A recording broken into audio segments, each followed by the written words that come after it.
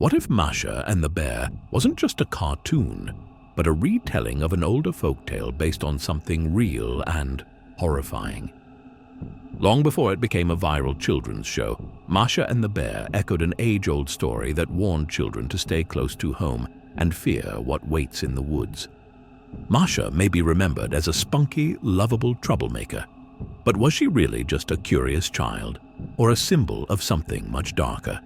A girl who wandered too far and paid the ultimate price.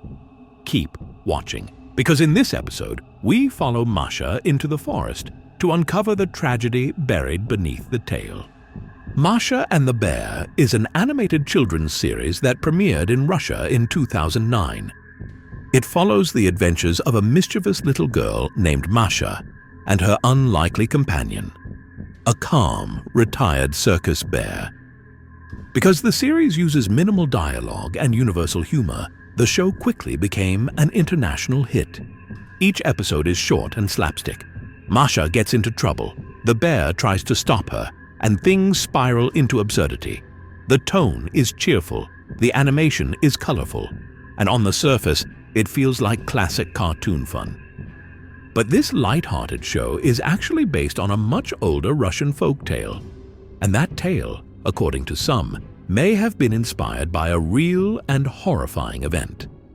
In the original folktale, Masha isn't a spirited kid who drops by to cause mischief.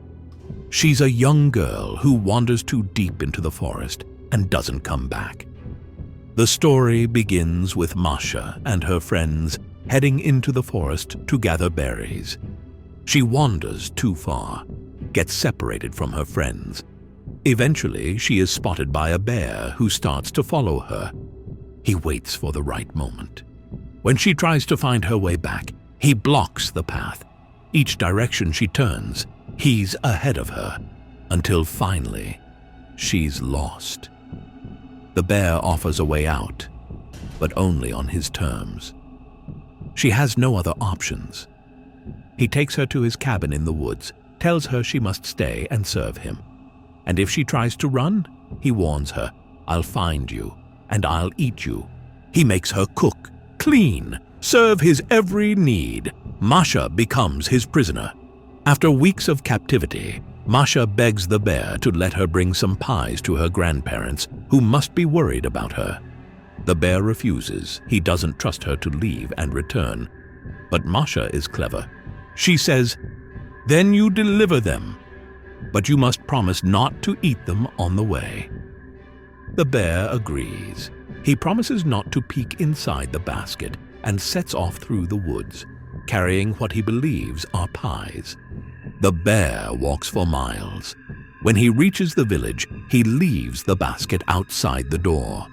After he is out of sight, Masha bursts out, free at last.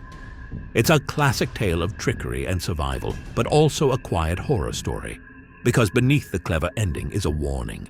The forest is not safe. Even creatures that seem calm can be captors. For generations, Russian children heard this story as a lesson. Stay close, don't wander, and never trust what waits in the woods. So where did this story come from?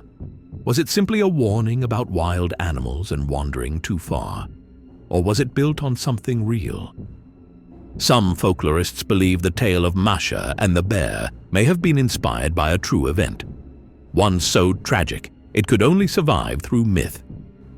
The year was 1820. A traveling circus had arrived in a small Russian village, bringing with it the usual curiosities, acrobats, fire eaters, and a trained brown bear. Among the villagers who were eager to watch the show was a young girl, her name, Masha. After the show, she slipped behind the tents, perhaps searching for one more thrill. She found the bear's cage, and somehow, she opened it. What followed was swift and horrifying. The bear mauled her. She died before anyone could help. The circus packed up that same night, vanishing before dawn. The villagers buried the child and tried to forget. Parents still needed to warn their children, but the truth was too cruel. And so, The true story was folded into a tale more palatable for children and their parents. The bear became a captor. The girl became a clever escapee. And the cage became a cabin in the woods.